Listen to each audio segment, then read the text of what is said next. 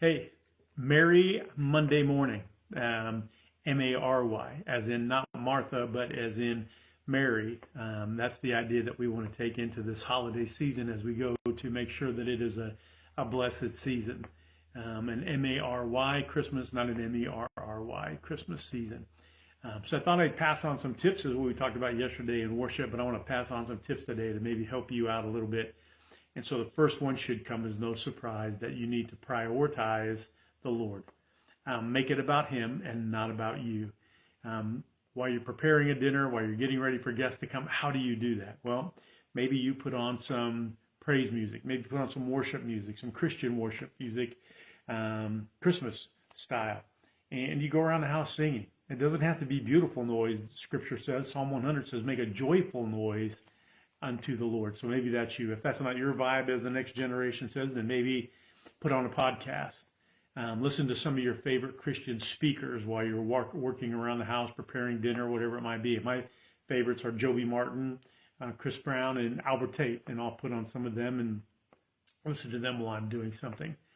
The second thing is, no matter what event you've got, a party, a gathering, be present. I mean, for you, be present. Let the people know that you're there for them. Be all in that moment. You can do this by being prepared. Make sure that everything is done ahead of time so you're not scrambling around the last couple of minutes being all out of whack trying to get done. So make sure that you're prepared and you've got everything organized, and then take a few minutes just to chill before your guests arrive. Look at it that way. If you're not laughing and talking with each other, you're not making memories. The things that'll be remembered the most are not how great your turkey was in 5 years. They're going to remember, hey, do you remember when Uncle Fred did whatever it might be? Or do you remember when my brother said this? Those are the things that people are going to remember. I always tell people when I do weddings, don't expect perfection. Okay, that's the third thing. Don't expect perfection. Something's going to go wrong. Something will happen. And again, just like in the previous one where Uncle Fred said or my brother did something, those are going to be the things that people talk about 5 or 10 years down the road. Not the perfect cake, not the perfect wedding, not anything like that. So make sure that you don't expect perfection. Allow for some mess. If you don't want mess in your house, don't host. Take that pressure off of you so that you don't have to worry about it cleaning up or anything like that. So what I would tell you is prioritize the Lord. Be present. Go all in on your gathering. One thing else that we might ask to that is have a basket that everybody puts their cell phones in, and then give up on perfection, right?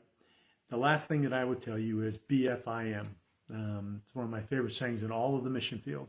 Be flexible in the mission field. Allow for changes. Allow for things to come up. Don't be so rigid in what you're trying to do. People are imperfect, and things are going to happen. People may not show up on time for whatever reason. Everything's not going to go as you planned. That's one of Sherry and our favorite things. Then when something will go like, man, that didn't go as well. That didn't go the way I planned it. Or that didn't go that way I thought it would go in my mind. But you know what? It was all good. And people had a great time and they still remembered.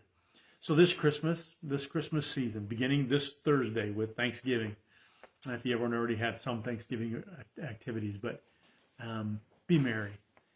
Take in the presence of the Lord. Let Him permeate everything that you do. Let it be about Him, giving Him glory and honor, not about how big a party you threw, not how great the party was, but was much made known about Jesus and the Lord.